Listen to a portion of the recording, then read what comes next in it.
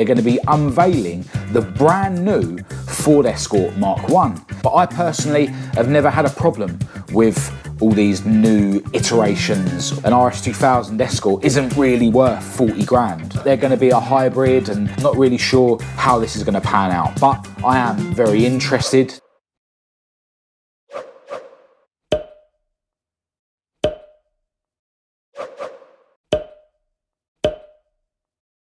I've been seeing all over the internet recently that apparently on the 12th of this month, they're going to be unveiling the brand new Ford Escort Mark 1. Now, some of you might be thinking, well, that's not exactly anything special, seeing as MST have been building Mark 1s and Mark 2s now, you know, full brand new cars for, well, a couple of years, maybe even a few years. But the difference this time is that it's actually being done with permission or under license by Ford themselves. Now, details are very limited at the moment. In fact, there's not really any pictures available at the moment of this new Ford Escort Mark 1, but just like when the MST Escorts were first announced, just like even before that when the brand new Chinese-built Mark II Escort body shells were announced, there's been a lot of negativity about these new Mark 1 Escorts by the people that I like to call the aaaaages. Now, each to their own, you know, some people are all about the old school original Escorts. Some people don't really like when idiots like me modify their old school Escorts. So, you know, there's going to be a lot of people that don't agree with these brand new versions of these old school cars that we all love. But I personally have never had a problem with all these new iterations or these new versions of these old school cars, right? I love old school Ford Escorts, but really and truly, I only bought my Mark 1 Escort years ago because I wanted something that was a bit unique and something that was rear-wheel drive. I happened to buy a Mark 1 Escort and then I just fell more and more and more in love with that car and old school Fords and old school Escorts in particular. And I now own a couple of Mark II Escorts as well, which are essentially the same as Mark 1 Escorts beneath the surface. I remember when I first heard about the Mark II Escort shells being produced in China, which are now sold by a company in Ireland called Higgins, I think it is. And I saw one of those body shells at a show, I think it was at Santa Pod over here in England. And yeah, everyone was criticising it because, you know, certain things weren't correct and there was certain little areas of the body shell that you would still need to patch up. But, you know, I thought it was great. Like being able to buy a brand new body shell, if that's what you want, you know, it's another option for people that want to build an Escort without having to go through the hassle of buying a car, discovering that it's rotten and then having to weld it up. I thought, you know, these brand new shells are a great thing for rally cars because it meant that, you know, you could just build a rally car without taking a nice original one off the road or without having to weld up a not so nice original car. So I've never had a problem with things moving with the times in terms of, you know, companies coming up with different ways of, you know, making these cars more available or, you know,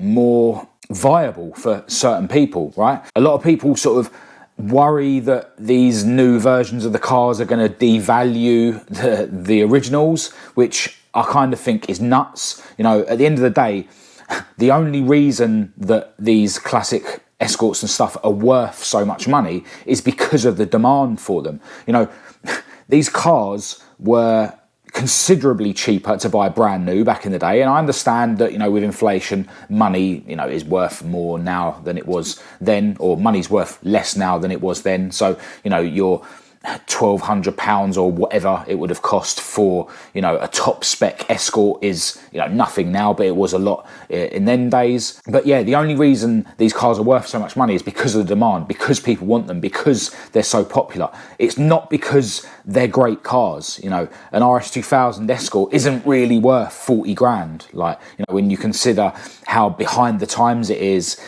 with regards to power and technology and safety, etc., etc. So the fact that the cars are so popular makes them worth so much, but the fact that the cars are so popular also means that it's more viable for companies to take advantage of this demand by, making body shells, or in the case of MST, turnkey cars in whatever spec you want, completely built of brand new components, brand new body shells, brand new engines, brand new transmissions, brand new interior. The whole car is brand new. They're essentially a kit car. They come with current registrations.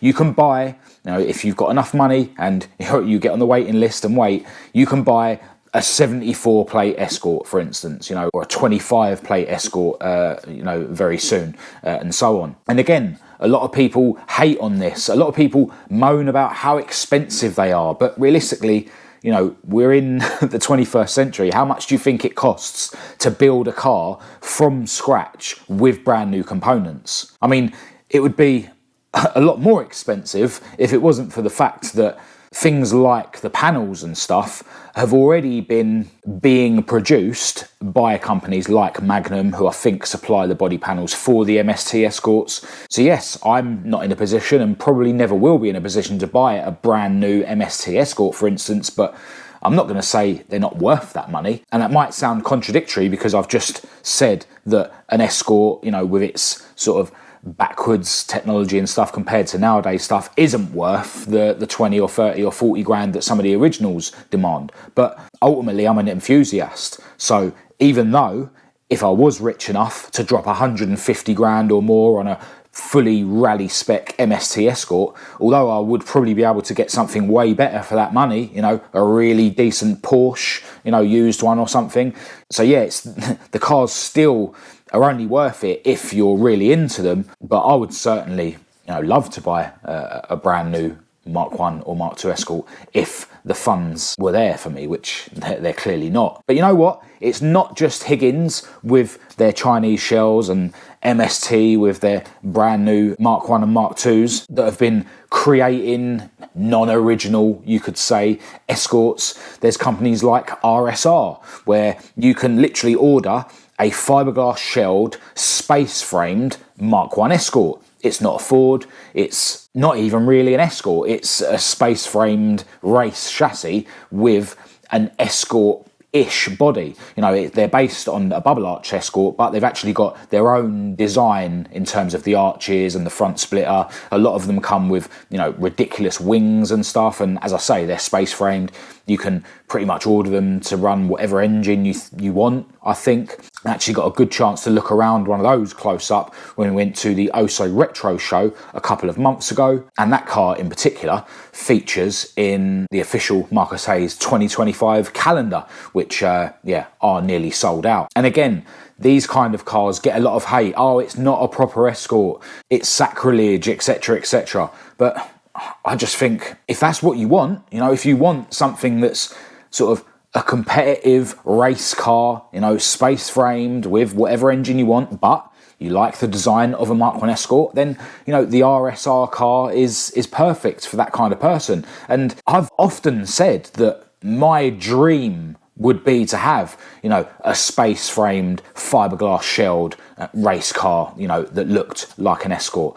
That sort of ambition was from before people like MST were building their cars, but I've never had a problem with the idea of having a car that is ultimately better than a Mark 1 Escort, but looks like a Mark 1 Escort. I'm not saying I would like to, have only a car like that and not an original Escort as well. I do like Escort. I like all cars, I like all cars in all specs and all their variations. I like the variety of the car scene, although a lot of your anoraks don't. They seem to just want all the cars to be exactly how they were out of the factory, but we're all different. Another good example of this sort of similar thing is my good friend Gary Ball, who's now building his second fiberglass shelled Mark 1 Escort, which he has mounted onto TVR chassis. His latest creation is a fiberglass shell that he's moulded himself and made some alterations to make it a wide body version of the wide body bubble arched Mark 1 Escort that was used in rallying and stuff back in the day. So he's gone down another different route, a different route than RSR, for instance, and, you know, a different route than MST. So yeah, I think it's awesome that there's all these different sort of versions of these old cars, and in my opinion, it just means that these cars are never going to die. So, you know, all the people that sort of hate on all this stuff and want everything to stay how it was, you know, that's just not how the world operates. And yeah, I just think it's great. You know, as an enthusiast, I don't get offended by people coming out with all these other versions of the cars, even if I'm never going to be able to afford these other versions. So in terms of this brand new Ford Escort Mark 1, you know, there's not that many details flying around, and it's hard to know what's true and what isn't. There's hardly any pictures, but what I have read online so far is that these are licensed by Ford. They're being built by a company called Borum Motorworks, which is a relatively new company from what I can make of it in terms of when it was created. There's people that have sort of searched for it on Companies House to find out what the crack is with the company.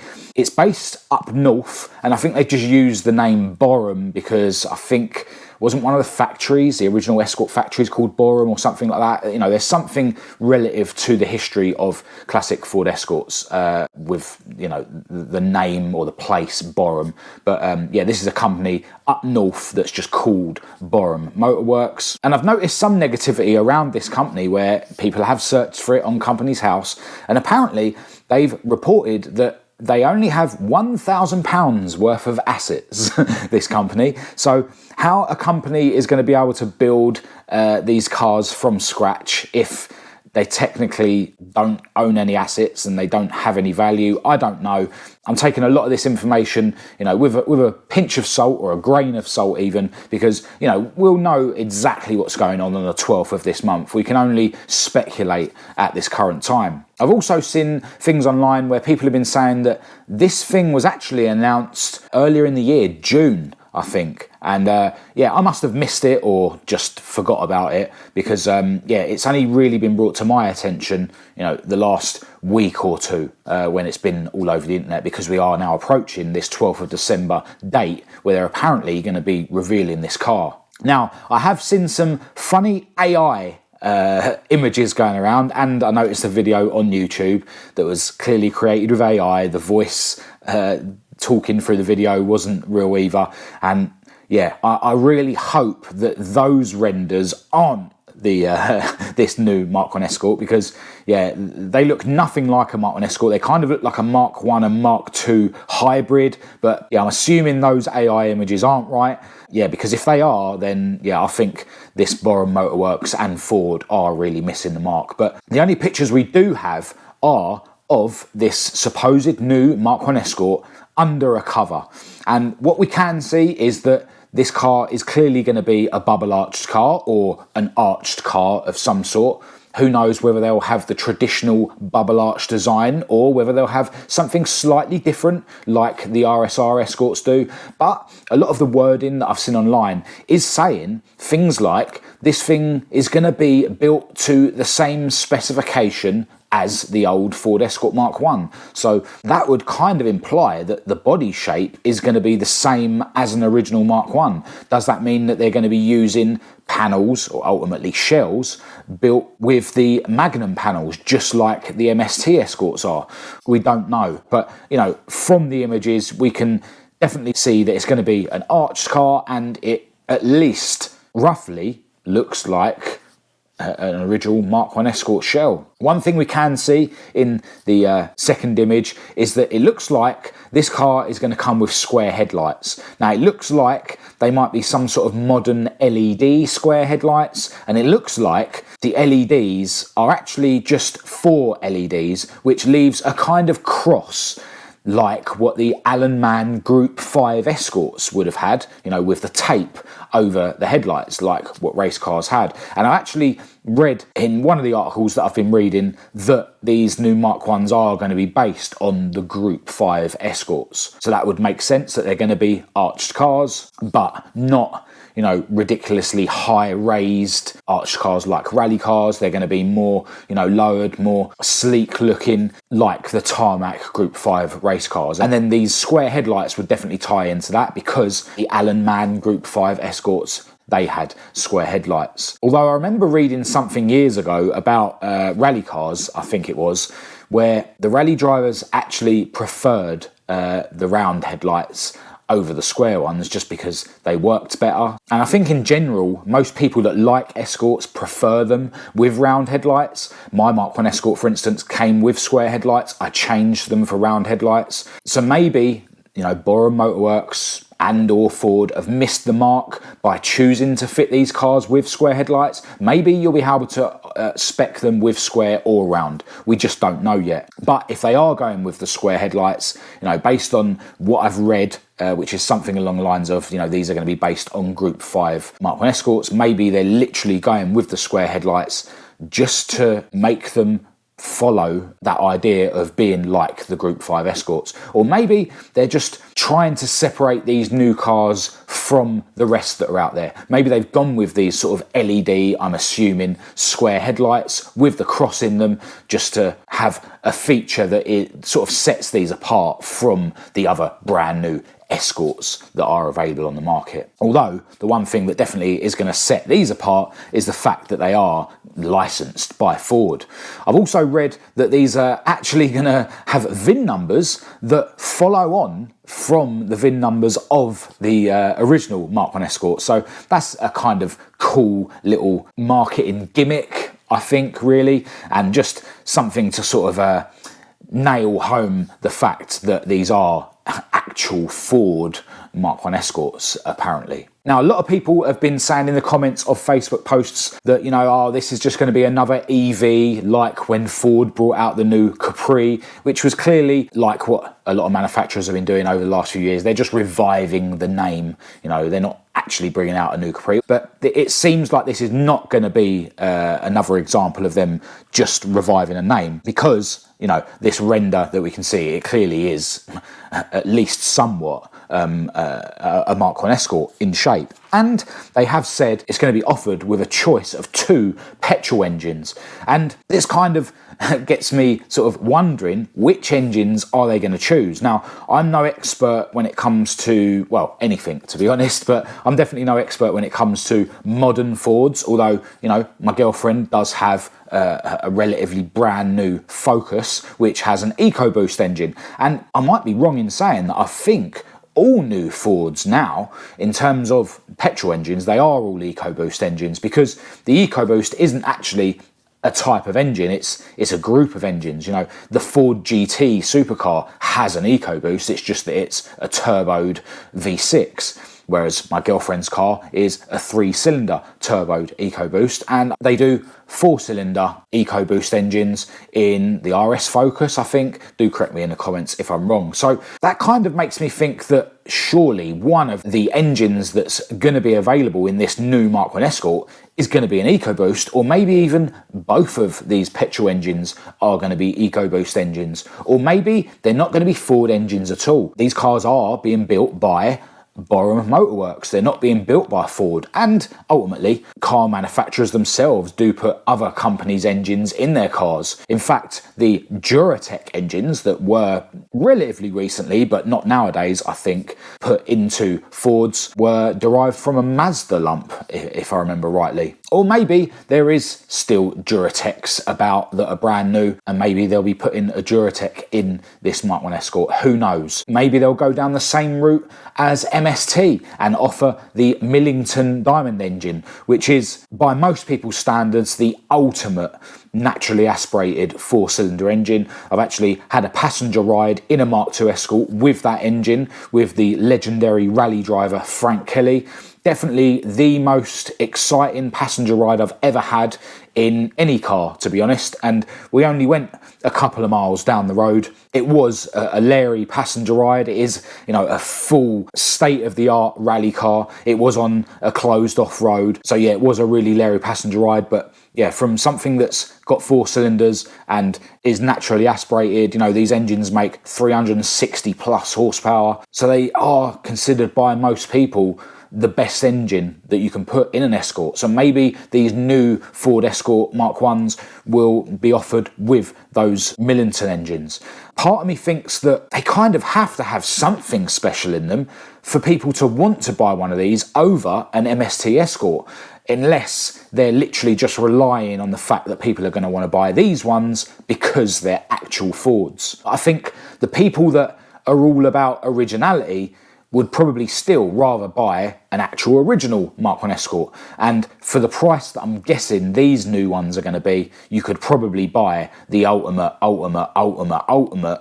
or a few of the ultimate original Escorts. So apart from your collectors that maybe aren't really Escort, enthusiasts, your actual car collectors, your supercar collectors and stuff like that, I think they'd definitely be more interested in one of these than an MST kit car, and more interested in these than they would be in, restoring an original car or buying a Survivor or a restored original car, if they're not actual Escort enthusiasts. So your car collectors in general, I definitely think they'd be more interested in one of these over all the other options. But unless these new ones are going to be considerably cheaper than an MST, which they're clearly not going to be, considerably better than an MST, which is kind of impossible because you can spec an MST to whatever you spec you want, then yeah, I can't really think of what this new one is going to be able to offer over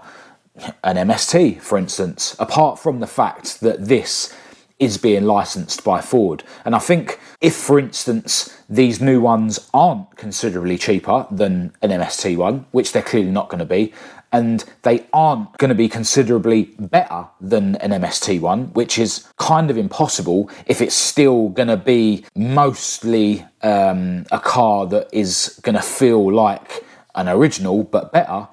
Yeah, I'm not really sure how this is going to pan out, but I am very interested to finally get to see what this thing is actually going to look like and read about the specs and stuff on the 12th of December when it is revealed. I have seen some people, in the comments of Facebook posts and stuff saying that this is a hoax and it's not going to happen. I don't think that's true. I think there's so much noise on the internet about this. It clearly is going to happen. Maybe the fact that all we're seeing is a render of a car under a cover and not anything more. Maybe they are just going to pull the rug from underneath us all and then announce some other SUV that's slightly smaller than the new Capri that will be offered with 2 different petrol engines, but they're going to be a hybrid, and they will also have an electric version as well.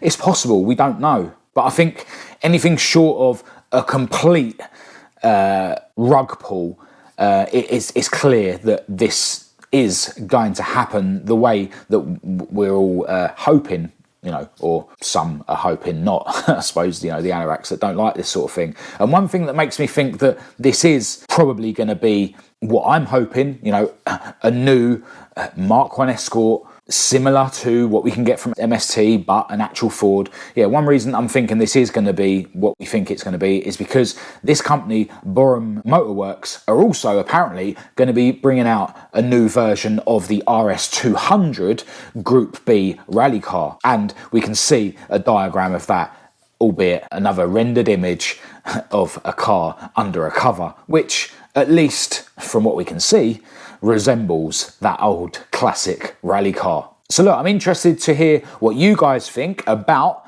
this car that we're apparently going to see on the 12th of December. So get in the comments and let me know what you think. If there's any information that I've missed in this video, please do put it in the comments and we'll have a discussion about it. There is a lot of noise on the internet about this and it's hard to know what's true and what's not. And, a lot of the articles sort of say very few details, but they're all saying the same details, and they're the kind of details that I've tried to hone in on to make this video. I will be making another video when this car is revealed, if this car is revealed, and yeah, we can deep dive into exactly what it's going to look like and the details and the spec, and you know, we can have a discussion then about what we all think of it all. But yeah, for now, as always, massive thanks to everyone who has tuned in. If you thought this video was any good, please do give it a thumbs up and a share as usual. If you're new to the channel, do click subscribe to be notified about all my future videos, which are usually about me messing around with my old banger Ford Escorts and documenting my life as a car enthusiast in general. Check the links in the description to follow me on Facebook, TikTok and Instagram. I'll leave my email address down there for anyone who wants to contact me, along with links to my own website where you can grab some official MH merchandise, and the Petrolhead Star website where you can grab some other cool car themed clothing and products. Huge thanks as always to my patrons for your ongoing support. But other than that, until next time, thanks for watching.